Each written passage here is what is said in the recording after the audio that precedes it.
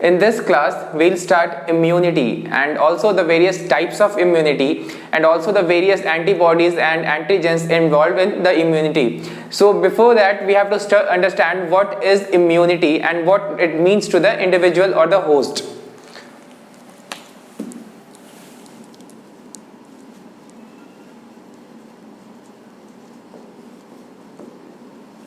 So immunity is very simple. It's a system which enables a host to fight with invading microorganisms. So it's very simple. It's just like a normal microorganism is invading another host organism, and the host organism has a certain ability to protect itself from the microorganism, and that ability is termed as immunity.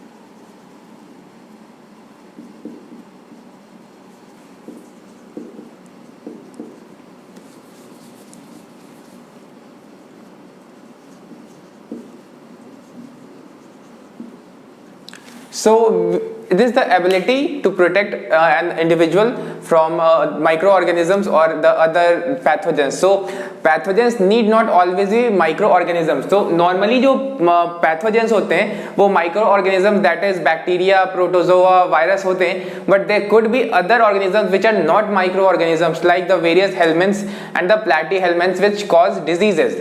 So ये तो बात हो गई just immunity की. Now we have to understand the types of immunity.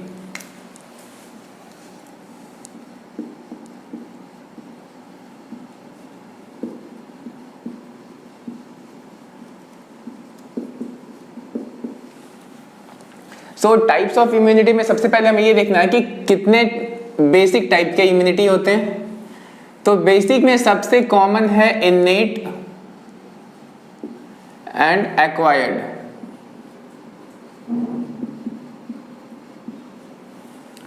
तो इनेट वैसे immunity को कहते हैं जो कि इंडिविजुअल में जन्म से ही होता है या फिर जन्म से पहले से होता है. एक्वायर्ड वो होता है जो इंसान जन्म के बाद एक्वायर करता है. So this type of immunity will be present right from the time of birth और even before that, and it will be non specific. That is, this immunity will not be specific for a bacteria or a virus or a fungi, or even if there is a bacteria, then which species of bacteria. It will not differentiate between all those types. So it is a general type of immunity and it is common for all the pathogens. So it is also present from birth.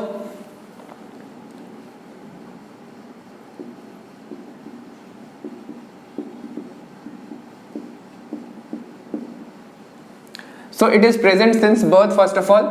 The other main point is it is non-specific.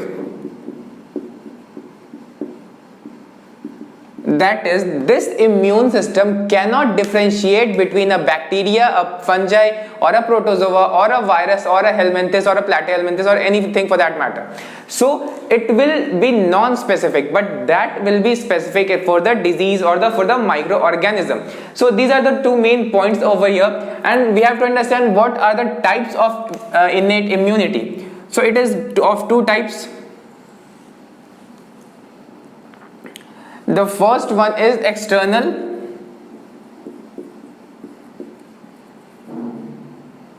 and the other one is internal. It is also called the first line of defense. It is the first line of defense of the body.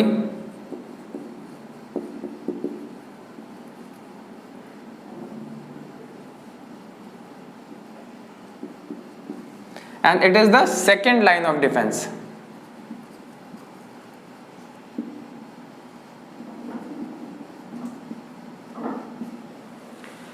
And that acquired part is called the third line of defense.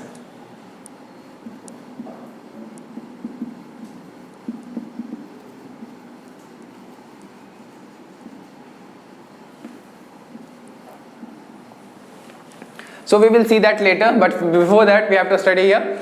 This external is also of two types. That is, this external immunity, that is the first line of defense.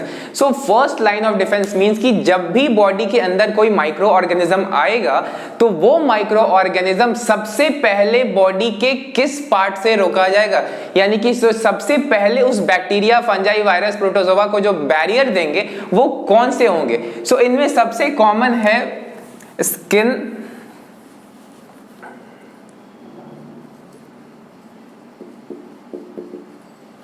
तो इसमें दो types के होते हैं. एक होते हैं physical जिसके अंदर स्किन आता है और दूसरा होता है फिजियोलॉजिकल.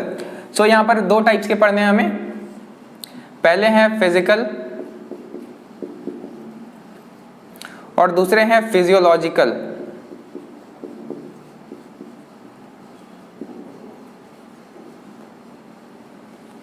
और यहां पर होते हैं दो अलग टाइप के. दोज आर कॉल्ड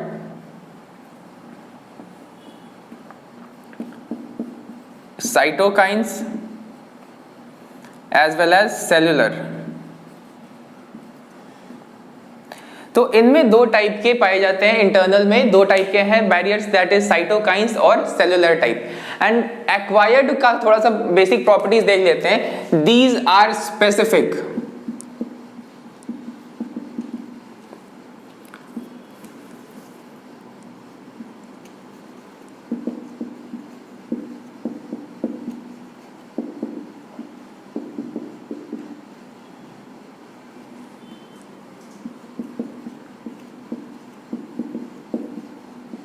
ये बच्चों में जन्म के बाद से एक्वायर किया जाता है, यानी कि कोई इन्फेक्शन जब हो गया उसके बाद किसी कारण से वो जो इंडिविजुअल है उसके अंदर उस बीमारी या उस पैथोजन के लिए वो होगा. इसीलिए ये स्पेसिफिक होता है, यानी कि जिस पैथोजन से इन्फेक्शन हुआ है उसी पैथोजन या उसी बीमारी के लिए वो.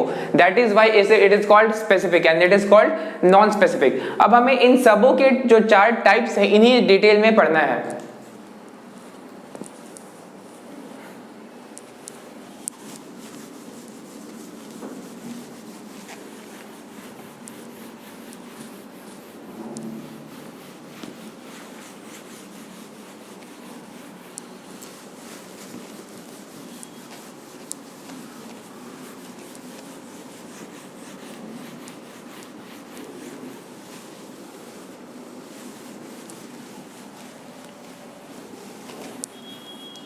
सो जो सबसे पहला टाइप है that is physical.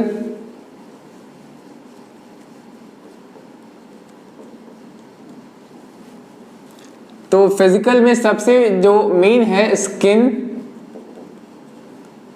And mucus. तो हमारे स्किन में टोटल 5 लेयर पाए जाते हैं. तो सबसे ऊपर वाला जो लेयर होता है, सबसे टफ लेयर जो होता है, that is called stratum corneum. तो ये जो स्ट्रैटम कॉर्नियम होता है ये मेन बैरियर होता है माइक्रो ऑर्गेनिज्म के लिए.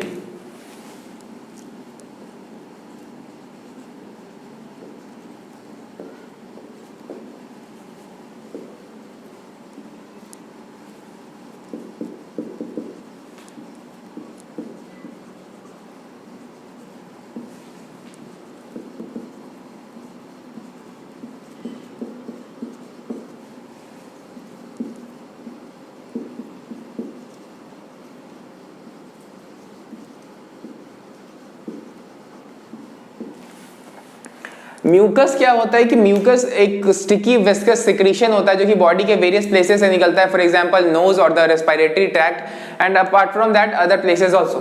सो म्यूकस में क्या होता है, ये जो माइक्रो ऑर्गेनिजम्स होते हैं वो बाइंड कर जाते हैं और वो इमोबिलाइज्ड हो जाते हैं. So that is also one type. Now we have to study the other type that is called physiological.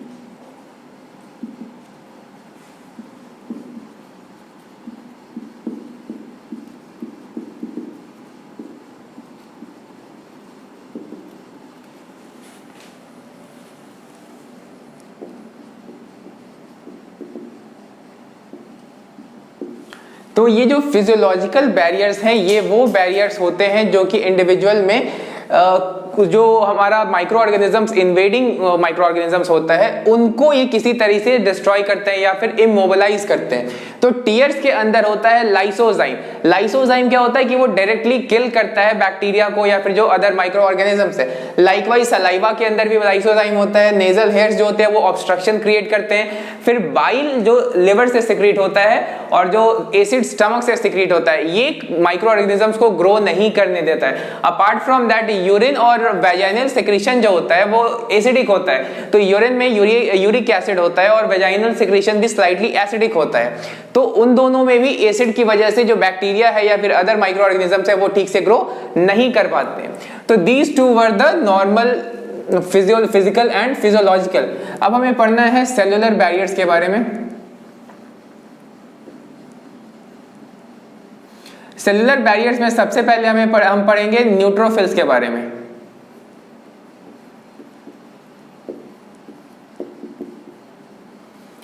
इनका जो न्यूक्लियस होता है वो मल्टी लोब्ड होता है, डिफरेंशियली लोब्ड होता है।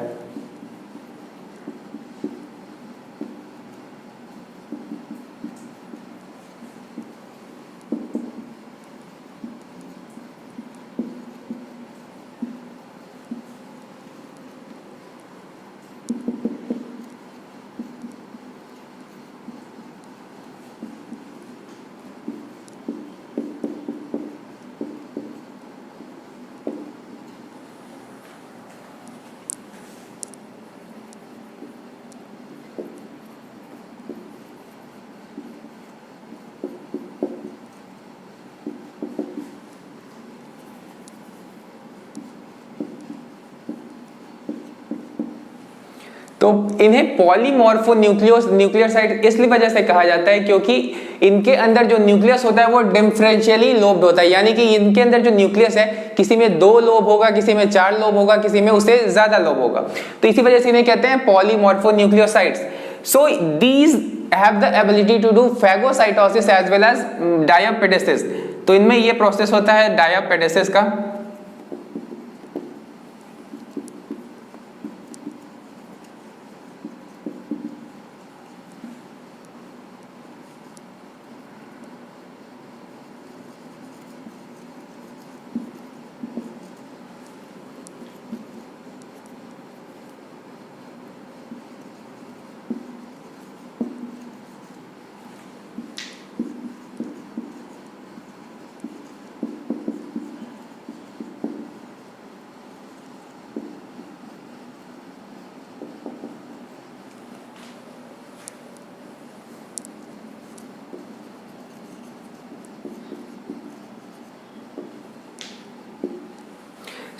डायापेडेसिस वो प्रोसेस होता है जिससे ये जो न्यूट्रोफिल्स होते हैं ये स्क्वीज आउट कर सकते हैं। 11th में आप लोगों ने पढ़ा होगा सर्कुलेटरी सिस्टम में WBCs में ये प्रॉपर्टी होता है कि ये स्क्वीज आउट हो सकते हैं और ये स्क्वीज करके कैपिलरी से बाहर जा सकते हैं टिश्यू के अंदर जहां पे कि इन्फेक्शन हो। तो साइट ऑफ इन्फेक्शन पे जाने के लिए इस न्यूट्रोफिल्स में एक स्पेशल प्रॉपर्टी होता है दैट इज कॉल्ड डायापेडेसिस। नाउ इनमें दूसरा भी प्रॉपर्टी होता है दैट इज कॉल्ड फैगोसाइटोसिस।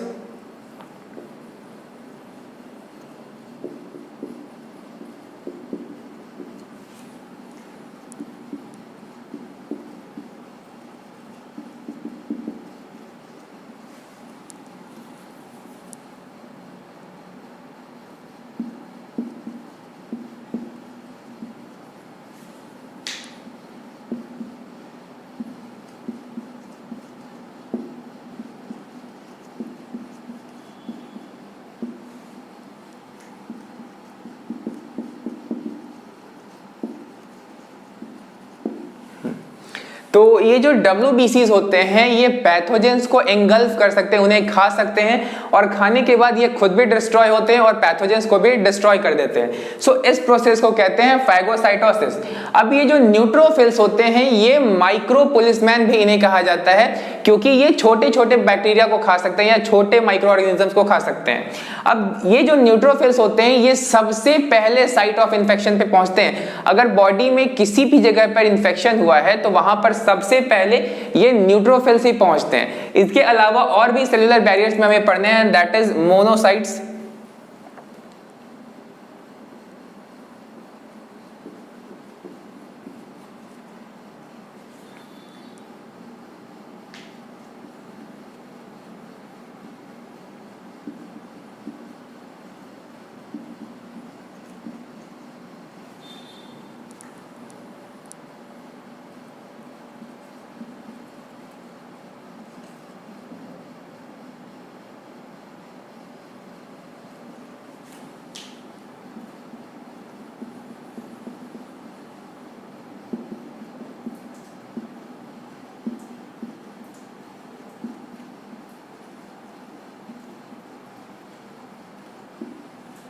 तो ये जो मोनोसाइट्स होते हैं ये भी न्यूट्रोफिल्स की तरह प्रॉपर्टी शो करते हैं, यानी कि ये अमीबॉइड टाइप के होते हैं और ये डायबिटिस कर सकते हैं, लेकिन इनका साइज इनसे काफी बड़ा होता है, यानी कि ये बड़े पैथोजेंस को भी खा सकते हैं।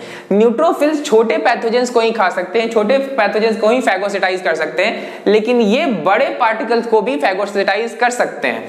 तो इसी वजह से मोनोसाइट्स को कहा जाता है मैक्रोपोलिसमैन। अब ये मोनोसाइट्स दो तरह के होते हैं, एक होते हैं सेलुलर वाले या फिर टिश्यू वाले और दूसरे होते हैं ब्लड में। तो कुछ ब्लड में भी रहते हैं और कुछ टिश्यू में भी रहते हैं। इनके अलावा और भी कैटेगरी है, दैट इज कॉल्ड मैक्रोफेजेस।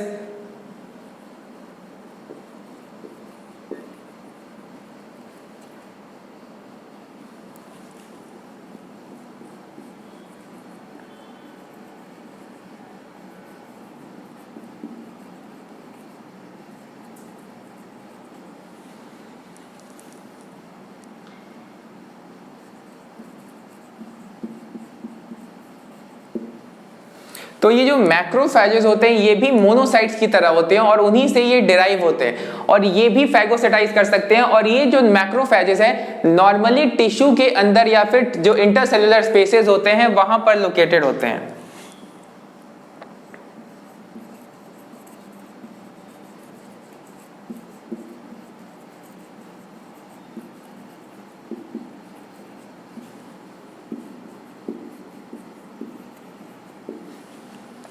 तो ये ब्लड में बहुत रेयरली ही पाए जाएंगे, जनरली ये टिश्यूज के अंदर लोकेटेड होते हैं। इसके अलावा जो ल्यूकोसाइट्स का अदर टाइप्स है, दैट इज जो लिम्फोसाइट्स होते हैं, लिम्फोसाइट्स भी ये काम कर सकते हैं, यानी कि वहां पर ये डायरेक्ट एबिलिटी होता है कि वो एंटीबॉडीज प्रोड्यूस कर सकते हैं और एंटीबॉडी से किल कर सकते हैं पैथोजन को। अपार्ट फ्रॉम दैट जो चौथा टाइप हमारा है दैट इज कॉल्ड साइटोकाइंस।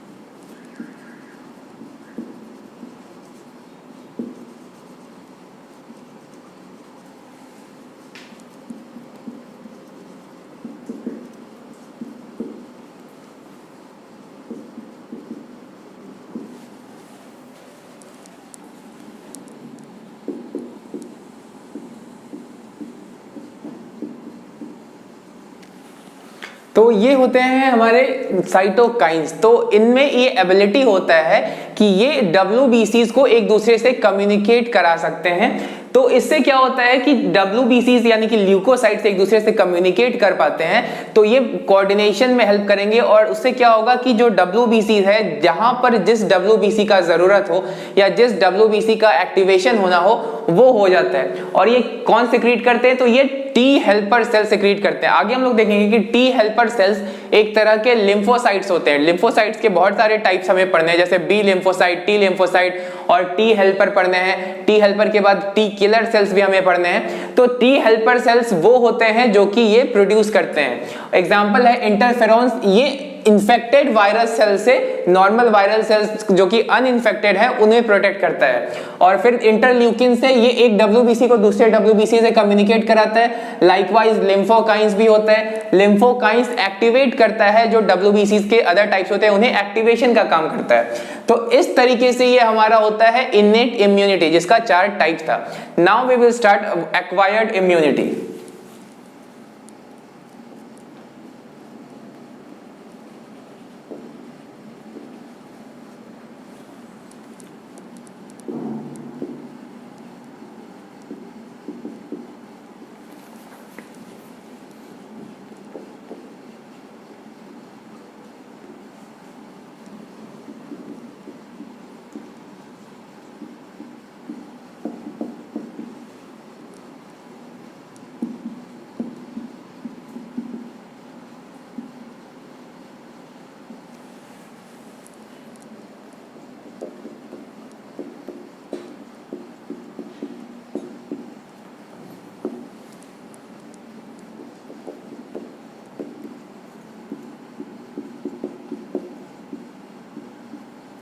तो ये जो हमारा एक्वायर्ड इम्यूनिटी होता है ये 2 टाइप का होता है।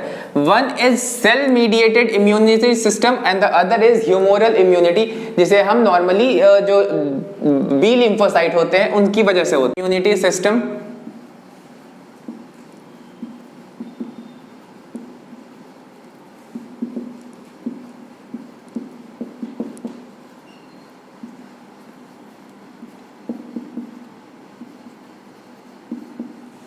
और जो दूसरा होता है जिसे हम कहते हैं ह्यूमोरल इम्यूनिटी।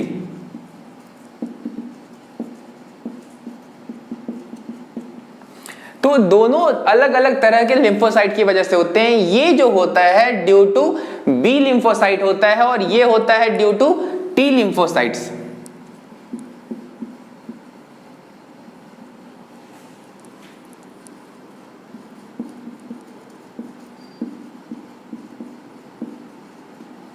और ये होता है टी लिम्फोसाइट्स की वजह से।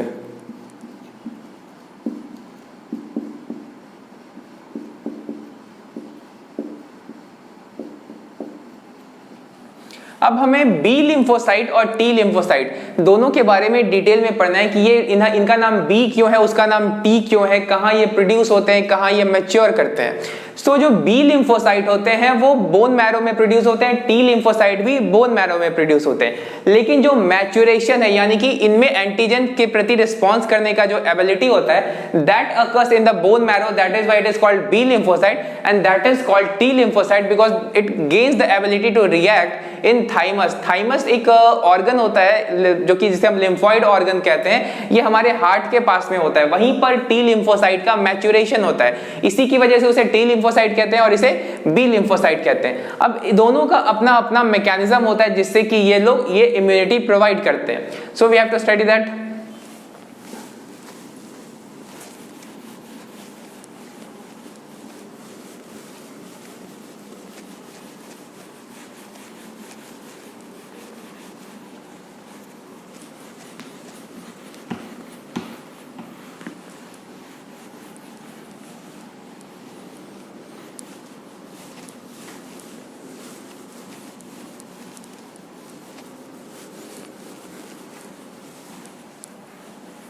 सो जो बी लिम्फोसाइट होता है पहले हम लोग उसका मैकेनिज्म देख लेते हैं।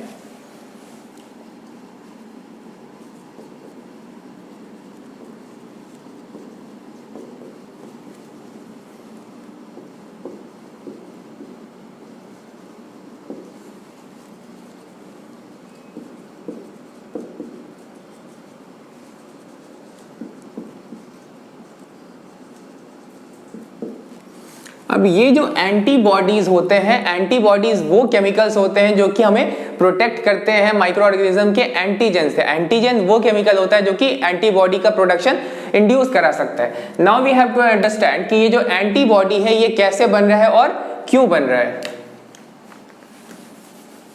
सो ये जो बी लिम्फोसाइट होता है, जब किसी एंटीजन के कांटेक्ट में आता है तो ये एक्टिवेट होकर डिवाइड हो जाता है।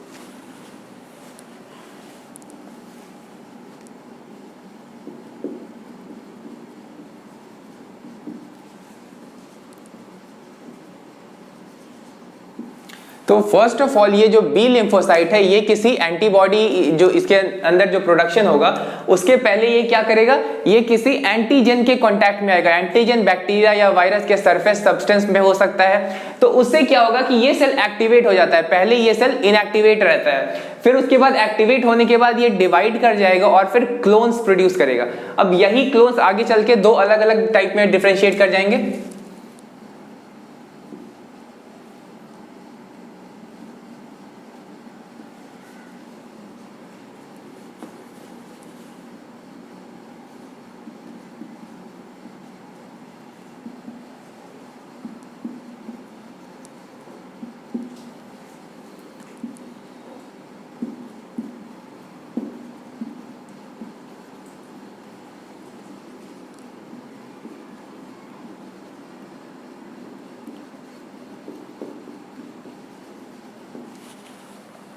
तो ये जो बी प्लाज्मा सेल हैं 3 से 5 दिन तक जिंदा रहते हैं और यही एंटीबॉडी प्रोड्यूस करेंगे। और ये जो बी मेमोरी सेल्स होते हैं, बी मेमोरी सेल्स कई दिनों तक स्टोर हो सकते हैं या कई महीनों कई हफ्तों तक वो स्टोर रह सकते हैं।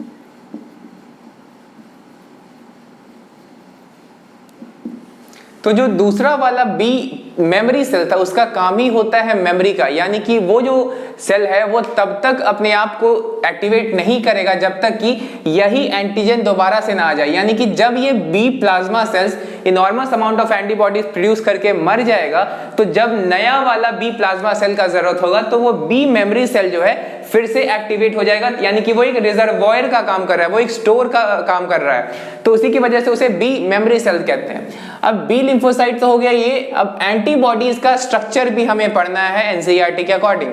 तो एंटीबॉडीज का स्ट्रक्चर हम लोग यहां नहीं पढ़ेंगे, हम लोग जब एंटीजन और एंटीबॉडी के बीच में रिएक्शन पढ़ेंगे वहां पर हम लोग एंटीबॉडीज के स्ट्रक्चर को देखेंगे। अब हम लोग बात करते हैं जो सेल मीडिएटेड इम्यूनिटी था उसकी, यानी कि CMIS।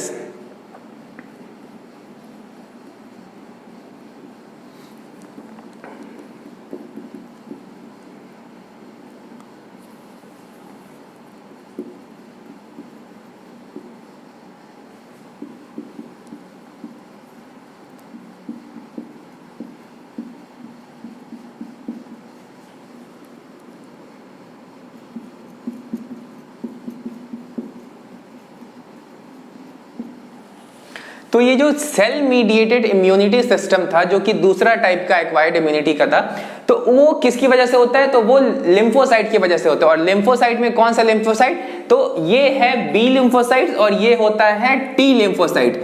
टी लिम्फोसाइट का मतलब कि ये थाइमस में मैच्योर करने वाला लिम्फोसाइट होता है। और इनके 4 टाइप्स हमें पढ़ने हैं हमारे सिलेबस में, इसके 4 टाइप हैं। तो जो पहला टाइप है वो पहले देख लेते हैं हम लोग।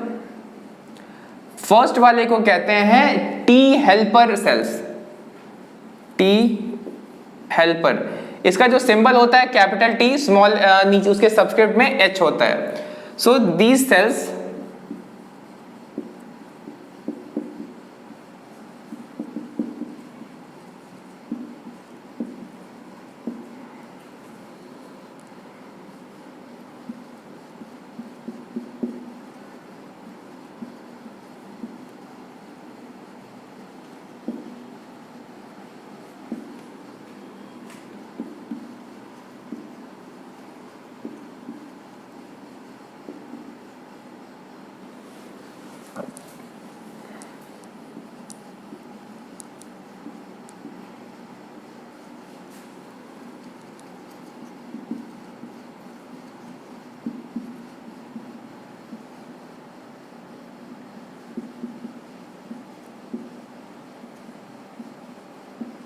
तो सबसे पहला जो लिम्फोसाइट हमें पढ़ना है वो है टी हेल्पर। ये क्या करता है कि ये खुद से डायरेक्टली कोई काम नहीं करेगा, लेकिन ये दूसरे डब्ल्यूबीसीज को और मैक्रोफेजेस को एक्टिवेट करेगा। उसके अलावा जो ऊपर हमने देखा था कि जो बी प्लाज्मा सेल्स था वो एंटीबॉडीज बना रहा था, तो उनको एंटीबॉडी बनाने में ये टी हेल्पर सेल हेल्प करता है। इसका नाम ही है हेल्पर।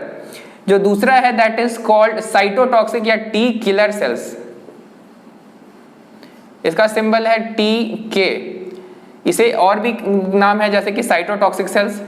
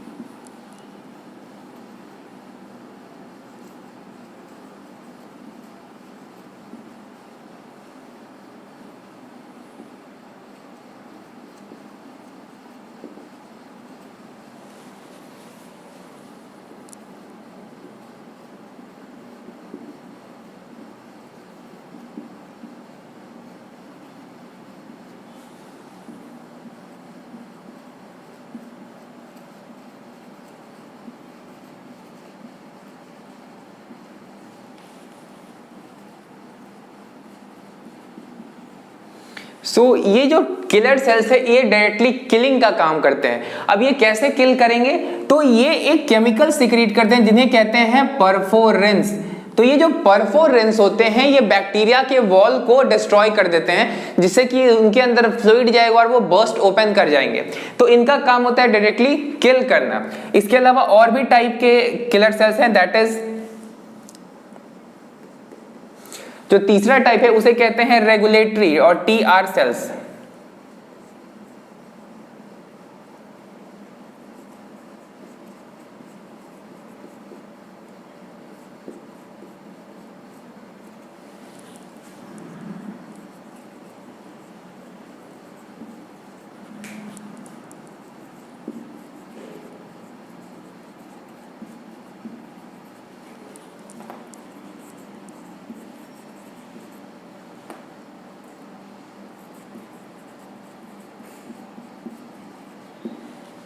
तो ये तीनों सबसे कॉमन टाइप के हमारे टी लिम्फोसाइट होते हैं। तो टी हेल्पर का काम है एंटीबॉडी बनाने में हेल्प करना और अदर को एक्टिवेट करना।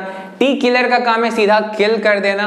और टी रेगुलेटरी का काम होता है बाकी सारे टाइप्स के जो डब्ल्यूबीसीज पाए जाते हैं, यानी कि ये हो गया और ये, इन सबों को ये रेगुलेट करना। तो इस वजह से इसको कहते हैं टी आर और टी रेगुलेटरी। सो ये बी लिम्फोसाइट और टी लिम्फोसाइट्स की वजह से हमारे अंदर जो मेन इम्यून सिस्टम जो कि एक्वायर्ड टाइप का होता है, वो इम्यून रिस्पॉन्स इन्हीं दोनों की वजह से होता है। तो hereby we have completed the acquired immunity part. Now will start active and passive immunity. So active immunity वैसा होता है जब इंडिविजुअल के अंदर से वो इंडिविजुअल जब बीमार होता है या फिर किसी भी बैक्टीरिया या वायरस के इन्फेक्शन की वजह से जब इंडिविजुअल के अंदर में एंटीबॉडीज बनते हैं, तो वैसे केस में जो इम्यूनिटी डेवलप होता है that is called active immunity. So in this case the antibodies will be produced inside the host organism.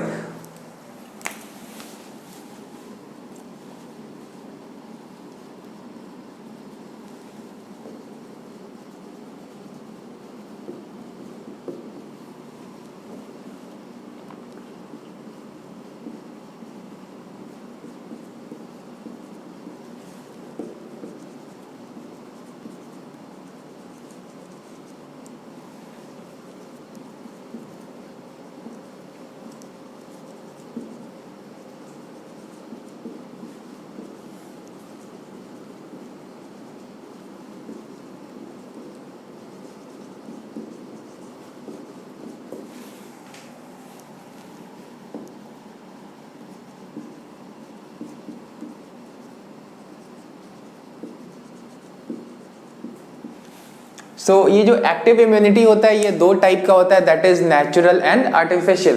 तो नेचुरल इम्यूनिटी, एक्टिव इम्यूनिटी में क्या होता है कि जब इंडिविजुअल किसी भी बैक्टीरिया या वायरस की वजह से बीमार हो रहा है तो उसके अंदर वो उस चीज के लिए एंटीबॉडीज फॉर्म हो जाता है। अब जो आर्टिफिशियल एक्टिव इम्यूनिटी होता है उसमें हम लोग वैक्सीन देते हैं जिसकी वजह से बॉडी इम्यूनाइज हो जाता है उस डिजीज या उस माइक्रो ऑर्गेनिज्म के प्रति। तो इसके दो टाइप्स हैं, that is natural and artificial.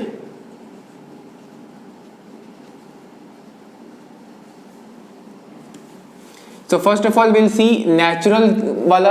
तो it occurs due to a previous infection।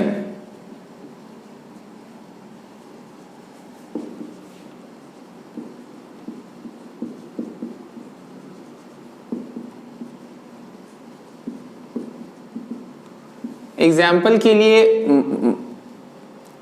Chicken pox, small pox. तो जब बच्चों को पहली बार चिकन पॉक्स या स्मॉल पॉक्स होता है तो उसके बाद उन लोगों को वो नहीं होता है, दैट इज, इसका कारण ये है कि जो उसका इम्यून सिस्टम है दैट इज जो बी सेल और टी सेल होते हैं वो memory B cell and memory T cell. तो वैसे मेमोरी टी सेल्स क्या करते हैं कि इसका जो फंक्शन है दैट इज एंटीबॉडी बनाने का, उस चीज का मेमोरी अपने पास रखते हैं और जब ये वायरस दोबारा आएगा तो वो इजिली उसको किल कर दिया जाएगा। तो it occurs due to previous infection. अब दूसरा होता है आर्टिफिशियल।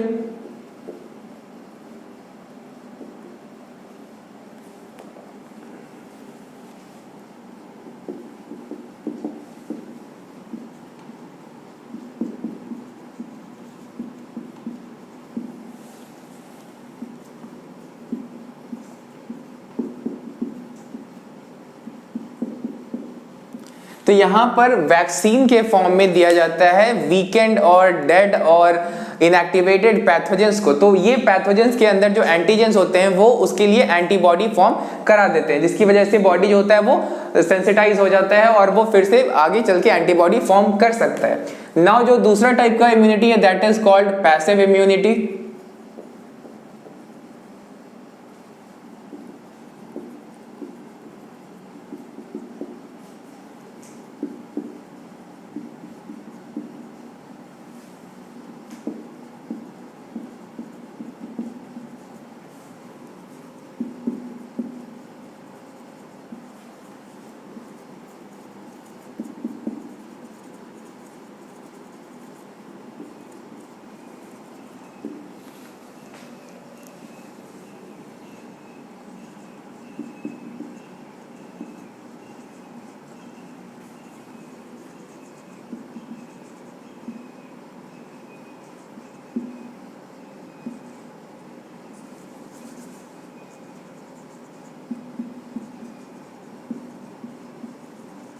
तो आर्टिफिशियल में क्या होता है कि रेडीमेड एंटीबॉडीज जो बाहर के सोर्स से आ सकते हैं उनको बॉडी में डायरेक्टली डाल दिया जाता है। तो यहाँ पर बॉडी को कभी भी खुद से नहीं बनाना पड़ रहा है एंटीबॉडी, वहां बॉडी को खुद से प्रोड्यूस करना पड़ रहा था एंटीबॉडी। तो यहां पर क्या होता है कि ये जो एंटीबॉडीज बाहर से आ रहे हैं ये काफी लॉन्ग टाइम तक नहीं रहेंगे, ये जो एंटीबॉडीज प्रोड्यूस हो रहे हैं ये बहुत लॉन्ग टाइम तक रहेंगे। तो ये immunity it is very short lived, it is short lived. और ऊपर वाला होता है वो ऑलमोस्ट डेकेड्स तक चल सकता है। अब इसमें भी दो टाइप्स हैं, that is natural and artificial.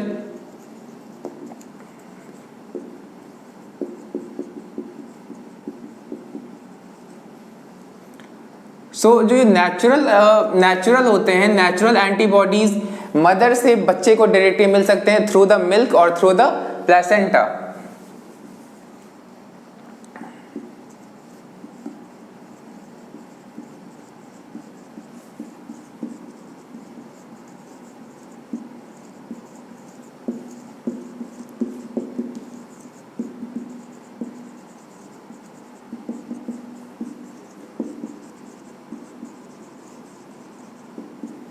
तो बच्चे में जो फीटस होता है, जो अनबॉर्न बच्चा होता है, उसमें आईजी गामा, विल लेटर सी कि आईजी गामा एक एंटीबॉडी है, ये प्लेसेंटा जो कि मदर और बच्चे को कनेक्ट करता है उसको क्रॉस करके बच्चे में जाएगा तो बच्चे में इम्यूनिटी देगा। अपार्ट फ्रॉम दैट एक और टाइप का नेचुरल है, दैट इज आईजीए।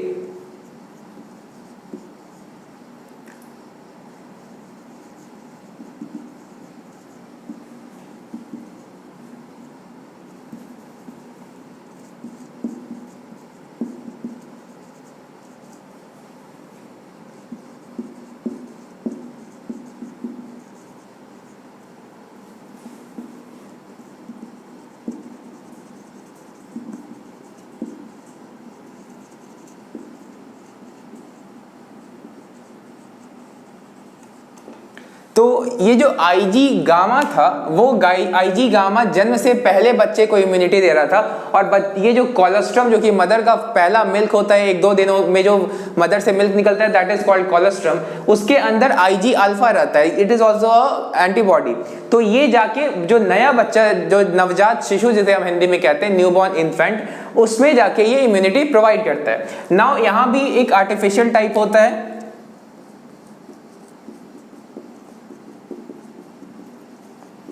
तो आर्टिफिशियल में क्या होता है कि जब इमरजेंसी के केस हो, जैसे कि स्नेक बाइट, तो वहां पर रेडीमेड एंटीबॉडी सीधा बॉडी के अंदर एडमिनिस्टर कर दिया जाता है।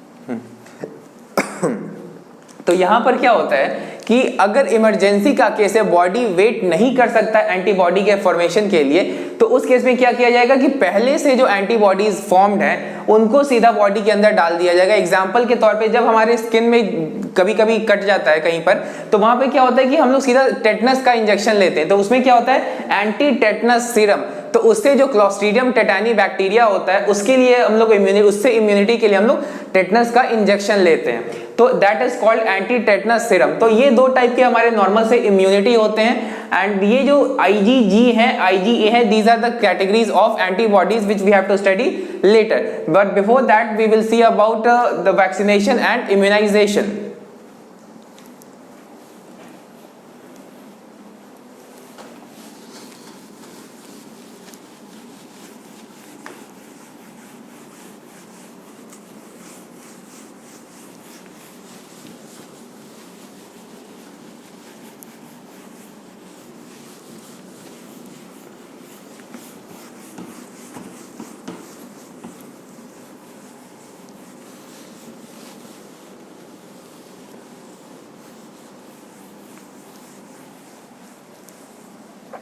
Okay, now we have to see about vaccination as well as immunization.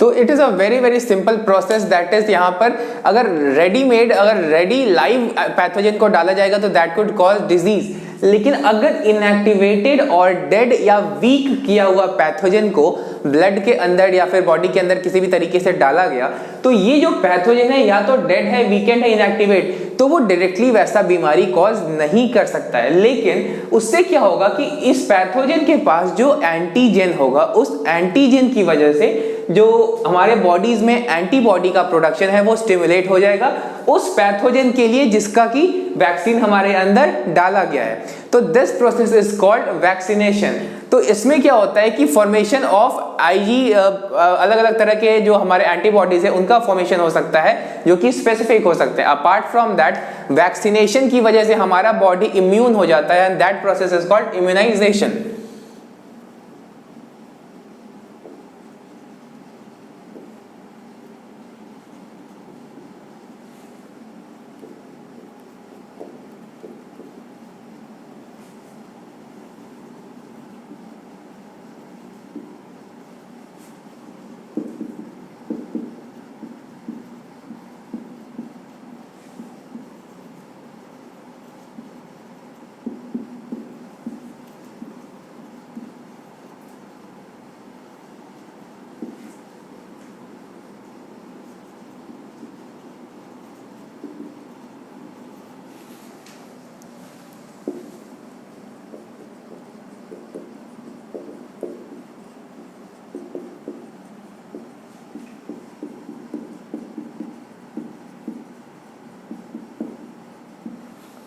तो ये बॉडी में इम्यूनाइजेशन का मतलब एक तरह का रेजिस्टेंस होता है जो कि डेवलप हो जाता है वैक्सीनेशन की वजह से।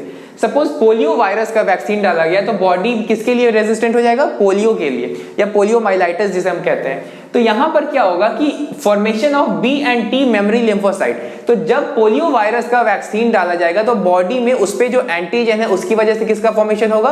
तो उसकी वजह से फॉर्मेशन होगा एंटीबॉडीज का, और ये जो B and T memory lymphocyte होते हैं इनका फॉर्मेशन होगा। तो नेक्स्ट टाइम अगर पोलियो वायरस अटैक करता है तो बॉडी के पास पहले से B and T memory lymphocytes है और रेडीमेड पहले से एंटीबॉडीज होते हैं, तो ये डायरेक्टली बहुत तेजी से पोलियो वायरस पे अटैक करेंगे और उसको एलिमिनेट कर देंगे। This is the mechanism behind vaccination and immunisation. अब ये जो टोटल काम हो रहा है ये एंटीजन और एंटीबॉडी की वजह से हो रहा है। Now we have to see what is antigen and what is antibody.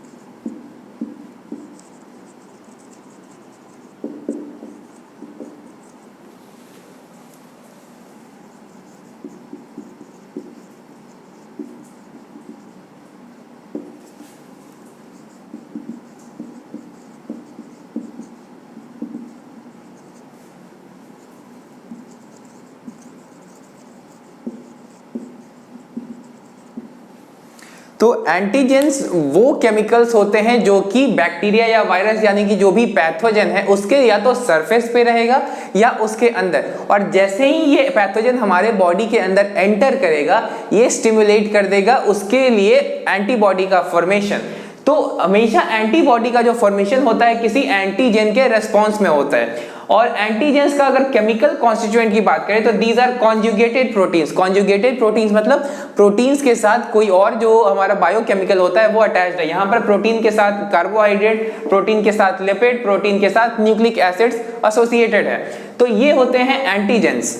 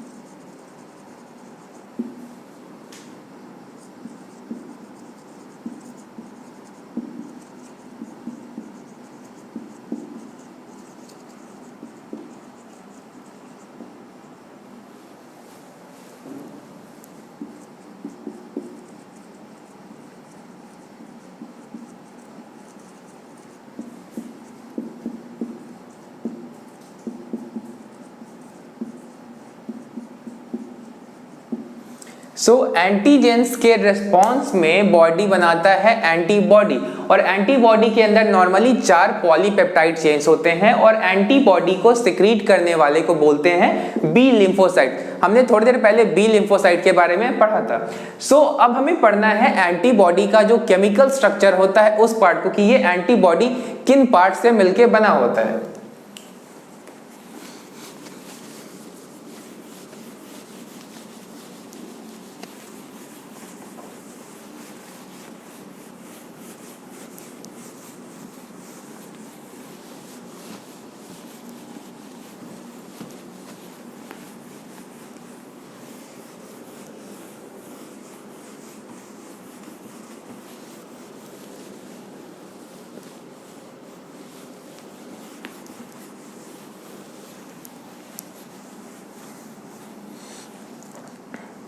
So antibody का जो स्ट्रक्चर होता है वो जनरली 4 पॉलीपेप्टाइड के चेन्स के एग्रीगेशन से बन के मिलता है, और जो कि सल्फाइड ब्रिजेस से कनेक्टेड होते हैं। उसमें अलग अलग साइट्स होते हैं जहां पर कि एंटीजन आगे जुड़ सकता है, कुछ वेरिएबल साइट्स होते हैं और कुछ कांस्टेंट साइट्स होते हैं।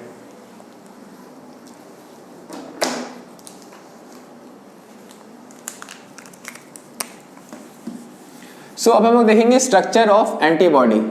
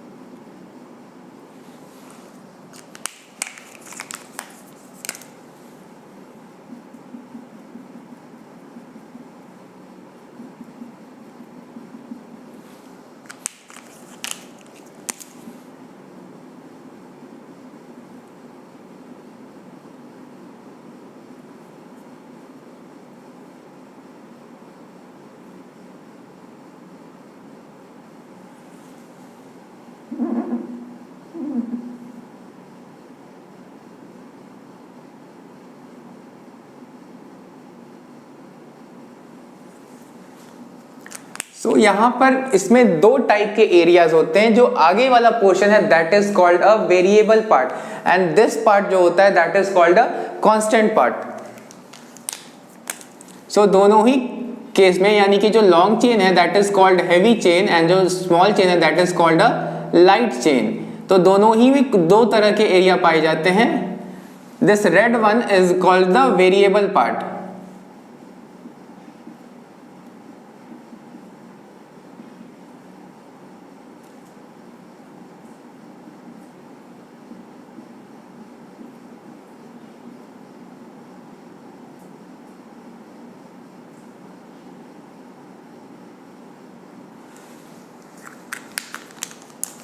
and this blue part is called the constant part.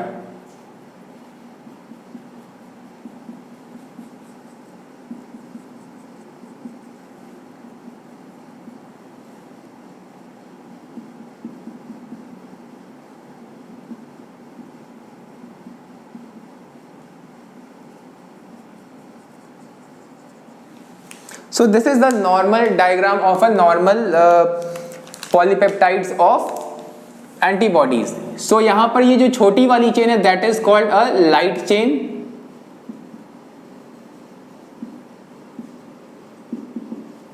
And the above that is the heavy chain और द लॉन्ग चेन।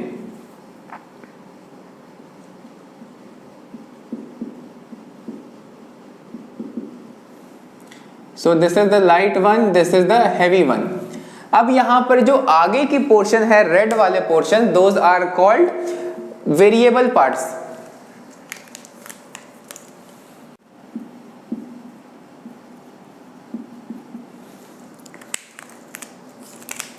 और दोनों ही केस में जो ब्लू कलर से शेडेड है that is called the constant part.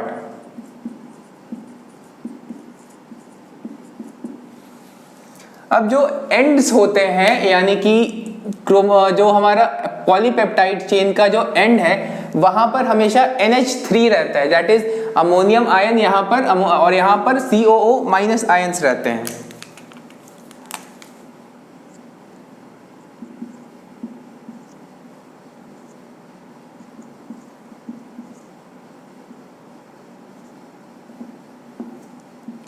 और इस एरिया में दोनों साइड में होता है ammonium ion NH3 NH3। Likewise यहां भी होगा, so that will get it a bit hazy, so we have to draw it here NH3 NH3, so it will be positively charged, likewise here।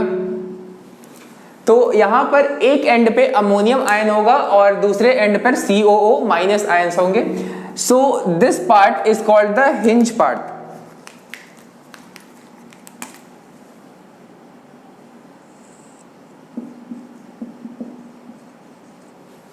और इन दोनों के बीच में सल्फाइड लिंकेजेस होते हैं। एक सल्फाइड लिंकेज होगा हैवी चेन और light chain के बीच में, और दो सल्फाइड लिंकेज होता है आपस में जो हैवी चेन्स है उनमें। So these are the sulphide linkages. So this is the normal diagram of a antibody. यहां पर ये जो आगे वाले साइट्स हैं these are the antigen binding sites, वहीं पर आके एंटीजन फिट करते हैं।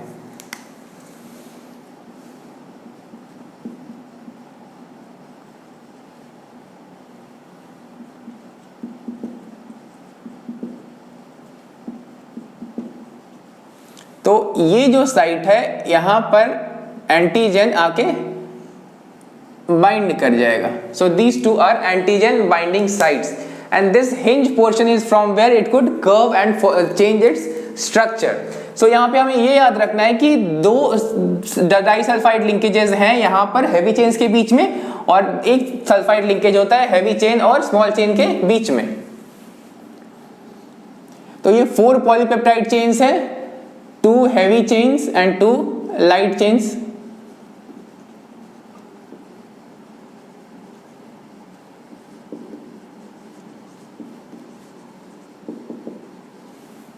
सो इसको रिप्रेजेंट किया जाता है H2L2 के फॉर्म में, ठीक है, बिकॉज 2 हैवी को H2 और 2 लाइट को L2। यहाँ पर हैवी और लाइट के बीच में एक सल्फाइड चेन लिंकेज होगा और यहाँ पर 2।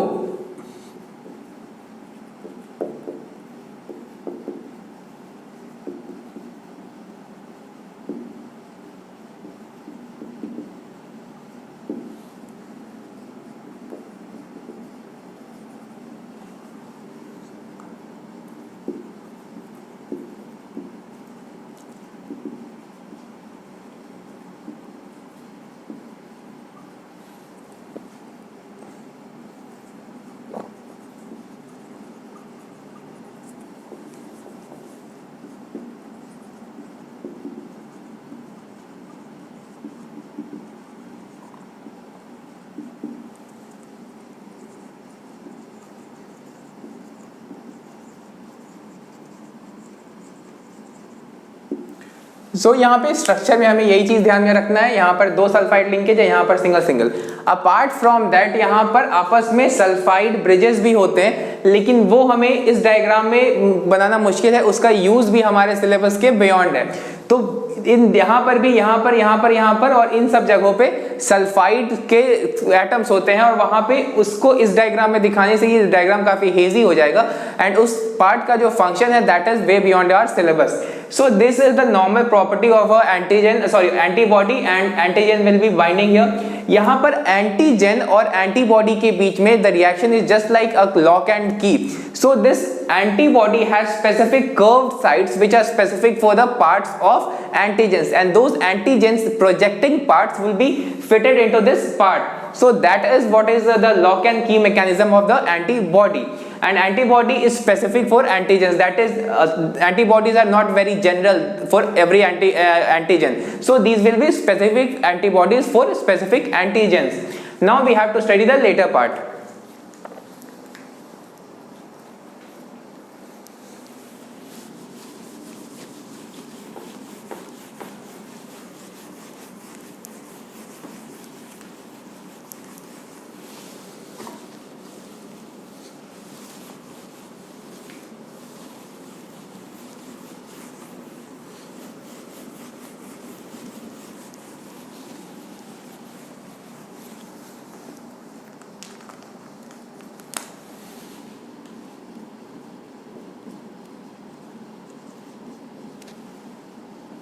So this allergy is nothing but a hypersensitive reaction of a body to a certain foreign substances.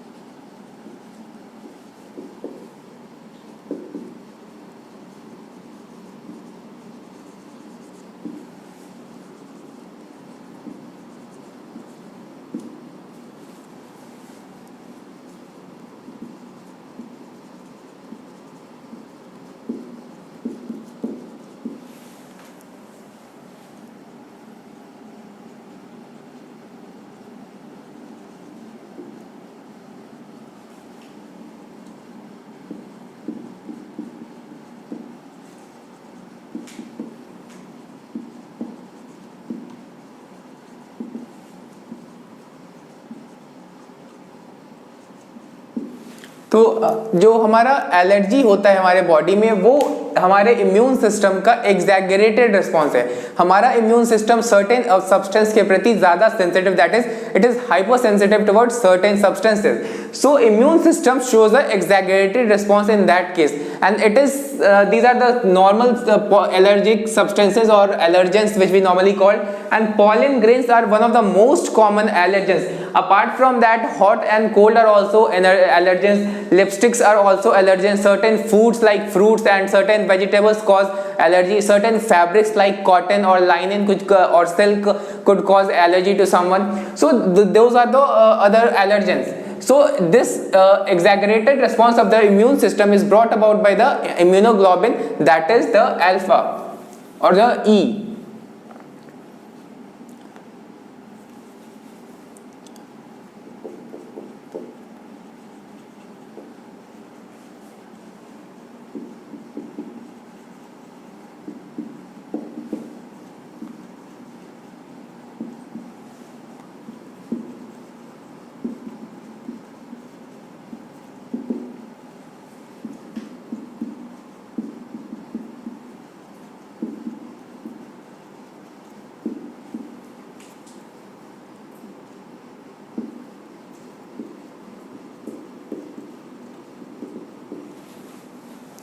So allergy को कम करने के लिए बहुत कॉमन मेडिसिन है, दैट इज एंटीहिस्टामिन्स और एड्रेनालिन और स्टेरॉइड्स लिया जा सकता है। अब जो नॉर्मल सिम्टम्स ऑफ एलर्जी होता है वो देखते हैं। Allergy normally involve sneezing, coughing.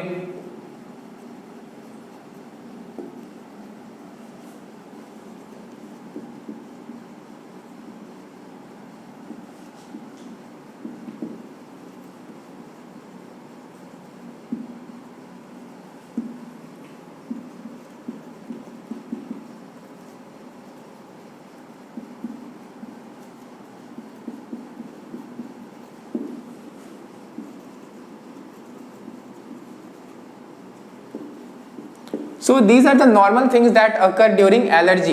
So examples of allergy are very simple, that is hay fever and also asthma. Asthma is also a type of allergy. Apart from these, there are lots of other types of allergies which we don't have to study, and this was the quick summary of allergy. After allergy, we have to study a bit more about the other things in this chapter, that is the antibody antigenic reactions and from where they occur, and therefore after this we are going to start those things.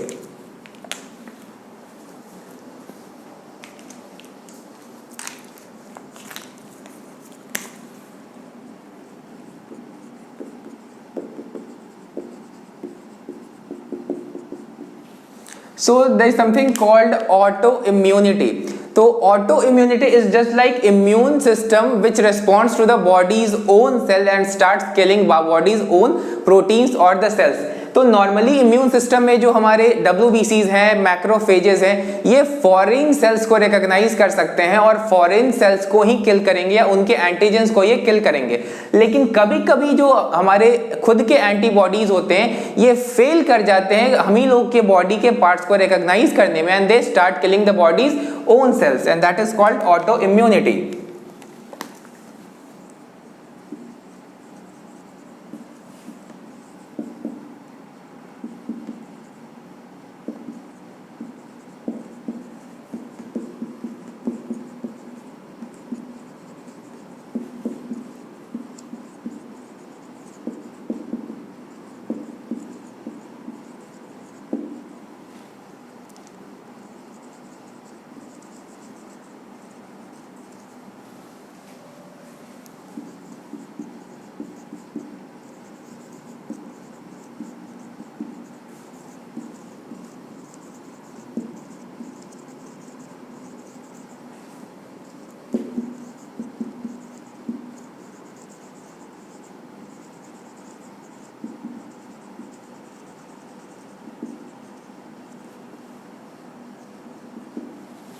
A very common example of autoimmunity disease is called rheumatoid arthritis.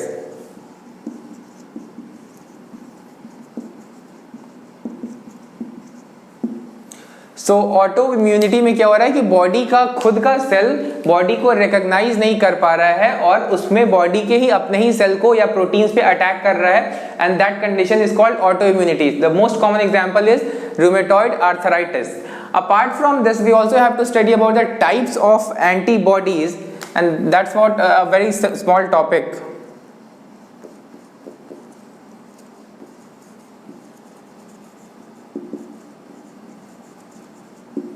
So the first and the most common and the most abundant is Ig gamma, then comes the Ig alpha, then the IgE and the other things.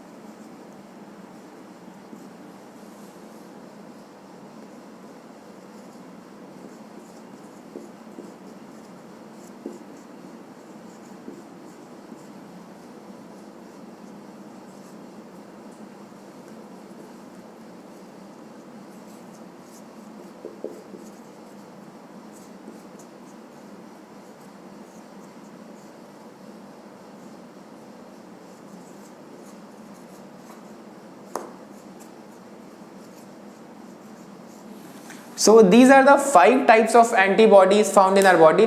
Also there are other types, but these are the most common types. So we have to understand the percentage of these also. So gamma is the most abundant, approximately 80% of the antibodies is of the gamma type. Apart from that, we also have the alpha ones, and alpha ones are around 10 to 15%. And then we have the IgMu or the M, these are around 5 to 10%. And the least amount is the of the epsilon, this is 0.1% approx, and this is 0.2%. So these were the normal types of antibodies present in our body. Now we have to understand from where all these things come from, that is the immune system, and what are the organs or the structures that make up our immune system.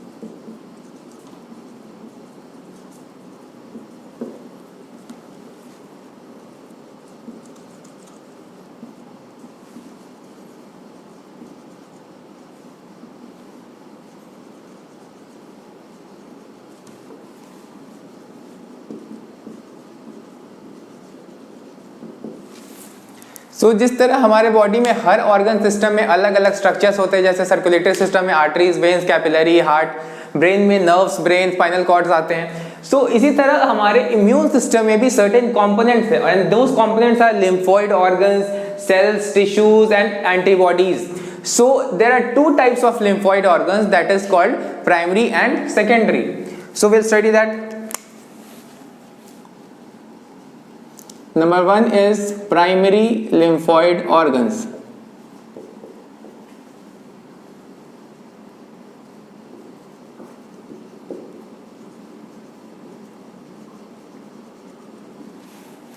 So the primary lymphoid organs are those where the WBCs or the B or T lymphocytes mature and become antigen specific.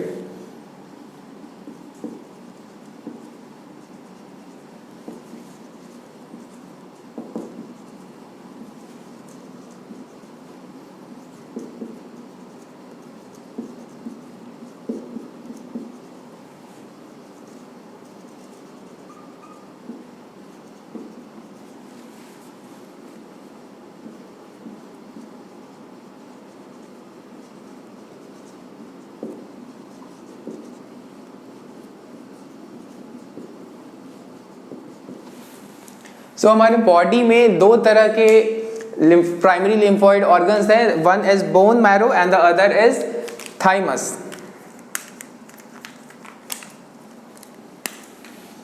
So the first lymphoid organ is the bone marrow.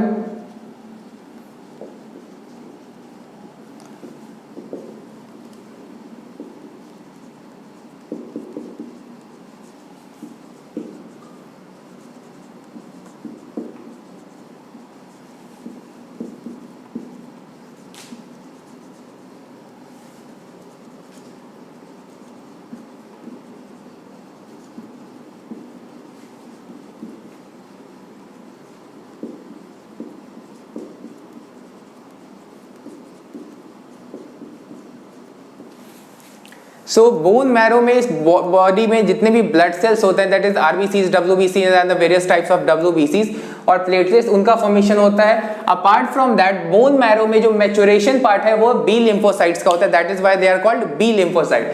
The other is primary organ is the thymus, it is located close to the heart.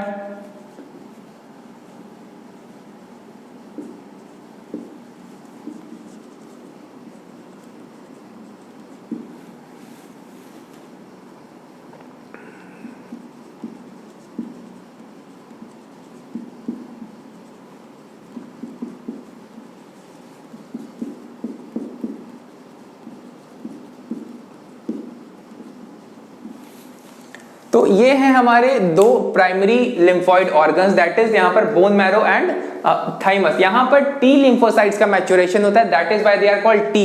T stands here for thymus. And now we have the other, that is the secondary lymphoid organs.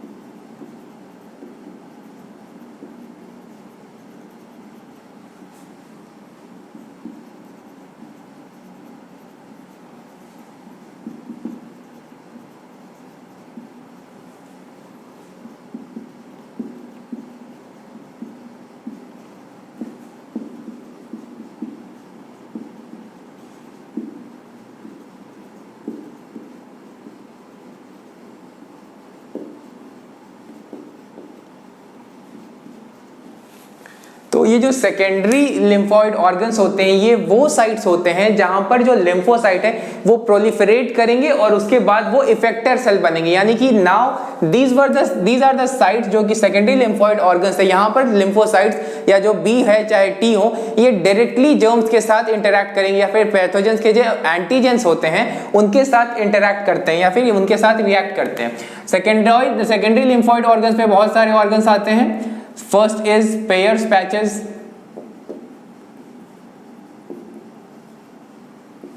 तो ये हमारे small intestine में located होते हैं।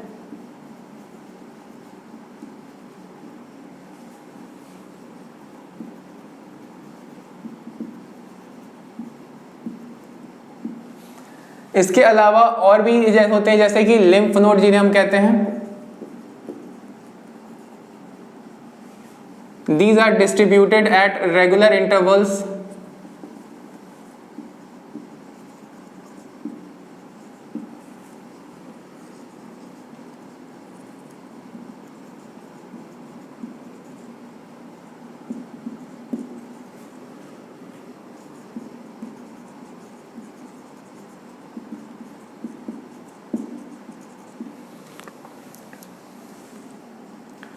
And a very important secondary lymphoid organ is spleen. It is the largest single mass of lymphoid tissue.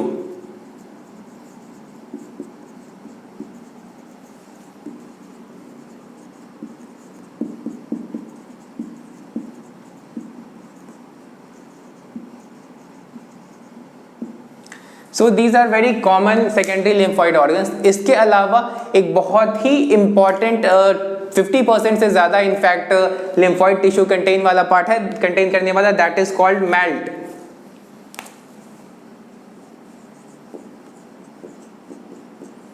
It is called mucosa.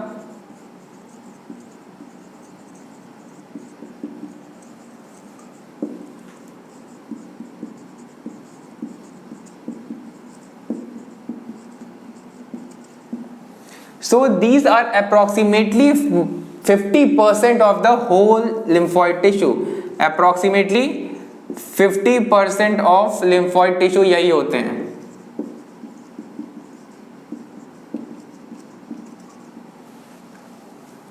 And these are normally associated with the mucous or the digestive tract or the urinogenital tract.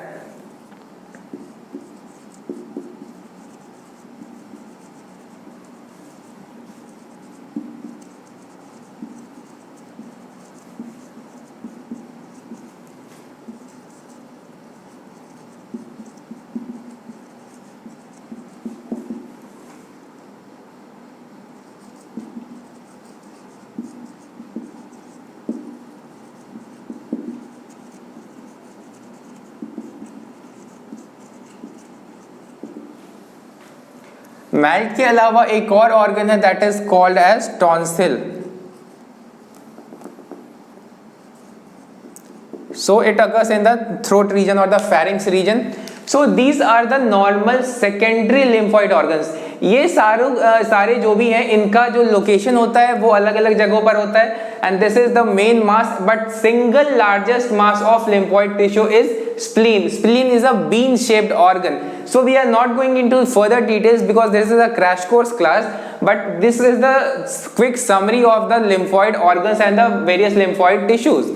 And from here we can conclude that lymphoid tissues are almost regularly distributed throughout the body, and because these secondary lymphoid organs act as filter, ये सारे के सारे जो secondary lymphoid organs हैं ये filter का काम करते हैं. And apart from that other work, example spleen के अंदर मैक्रोफेजेस होंगे, macrophages will do phagocytosis. Apart from that these lymph nodes, these are the filters. Filter का काम क्या करना होता है कि बैक्टीरिया वायरस को ये फिल्टर करेगा और फिल्टर करके अपने पास रखेगा जहां पर लिम्फोसाइट्स को किल करेगा. ये ब्लड में वायरस और बैक्टीरिया को जाने से रोकने की कोशिश करेगा. तो इनके और भी फंक्शंस होते हैं, जैसे कि स्प्लीन जो होता है वहां पर जन्म के समय में या जन्म के पहले अलग अलग तरह के ब्लड सेल्स भी बनते हैं. स्प्लीन के अंदर आरबीसीज का रिजर्वॉयर भी होता है. स्प्लीन को आरबीसीज का ग्रेवयार्ड भी बोला जाता है. So there are lots of other things in this section, but I won't be going into that details because this is a crash course class. So now we have completed this section, and now from the next class we are going to start the AIDS and the cancer part.